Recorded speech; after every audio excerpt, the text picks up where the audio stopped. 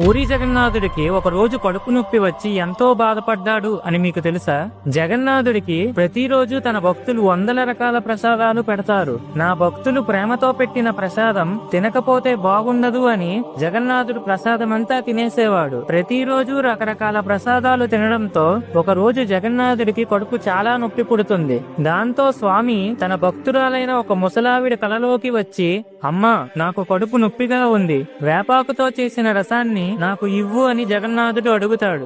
వెంటనే ఆ ముసలావిడ వేపాకు బాగా నూరి తయారు చేసిన రసాన్ని పూరీ జగన్నాథుడి ఆలయానికి తీసుకుని వెళ్తుంది. కానీ ఆలయం బయట ఉన్న భటులు ఆ వేపాకు రసాన్ని విసిరేసి ఆ ముసలావిడను లోపలికి పంపించకుండా ఇంటికి తరిమేస్తారు. ఆ ముసలావిడ రాత్రంతా ఏడుస్తూ, నా స్వామి ఎంత నొప్పితో బాధపడుతున్నాడో, ఈ రాత్రంతా కడుపు నొప్పిని ఎలా భరిస్తాడో అని తనలో తానే కుమిలిపోతుంది. అదే రాత్రి జగన్నాథుడు అప్పటి రాజు కలలోకి వచ్చి కోపంతో, నా తల్లికి చాలా అవమానం జరిగింది, నాకు చాలా కడుపు నొప్పిగా ఉంది అని చెప్తాడు. ఆ రాజు వెంటనే నిద్ర లేచి ఆ ముసలావిడ ఇంటికి వెళ్లి వేపాకుతో మళ్లీ రసాన్ని చేయించి తనతోనే జగన్నాథుడికి అర్పితం చేయిస్తాడు.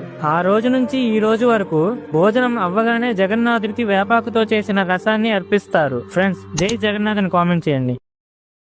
Download ShareChat.